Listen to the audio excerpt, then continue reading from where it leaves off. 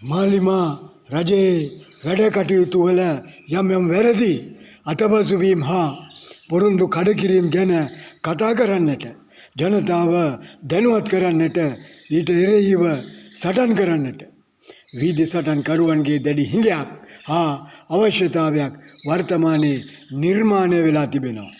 එදා එක්සත් ජාතික පක්ෂයේ 10 වසරක පාලනයට එරෙහිව මහින්ද රාජපක්ෂ, වාසුදේව නානායක්කාර, වික්‍රමබාහු කරුණාරත්න, ඩී ගුණසේකර, බාලා තම්පෝ වැනි සටන්කාමී නායකයන් කළ විරෝධතා සමග ආ වීදි සටන් පොදු ජන කොටස් බලමුළු ගන්වමින් සත්‍ය ජනගත කරන්නට තරම් සමත් වූවා.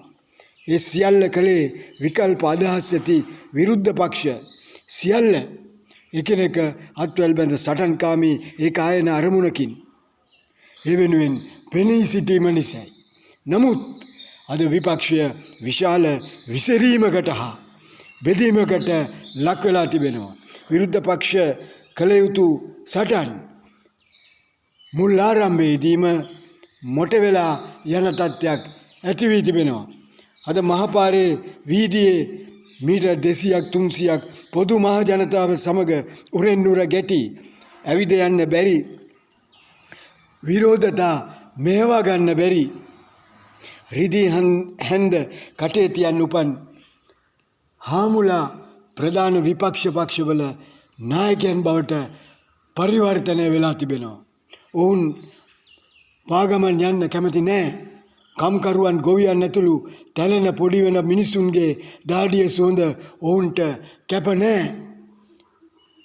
අපිට මතකයි එදා ලිප්ටන් වඩරවුම පොල්වත්ත මන්සන්දිය පිටකොටුව ස්ටේෂන් එක ඉදිරිපිට වීදි සටන් කරුවන්ගේ අරගල භූමි බවට පත්වී තිබූ ආකාරය.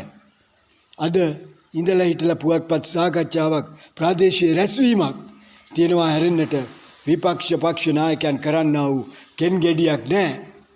ඒ නිසා අද දවසේ මේ ආණ්ඩුවට එරෙහිව වැඩ කරන පන්තියේ අභිලාෂයන් වෙනුවෙන් මහ පොළවේ සත්‍ය වෙනුවෙන් සටන් වදින වැඩ බිමේ මහපාරේ සටන්කරුවන්ගේ රික්තකයක් නිර්මාණය වෙලා තිබෙනවා. මේ රටේ අත්දැකීම් අනුන බුද්ධිමත් කොටසට අය ජනතාව හෝ ගෙදරට වී නොසිට මැතිවරණය හමුවේ ඔවුන් කවුරුන්දැයි හඳුනාගෙන මැතිවරණ පොලේදී ඔවුන් ඉහළින් නොසවා තැබීම රට වෙනුවෙන් ඉටු කරන යුතුයකමක් ලෙසයි මා සලකන්නේ. ස්තුතියි.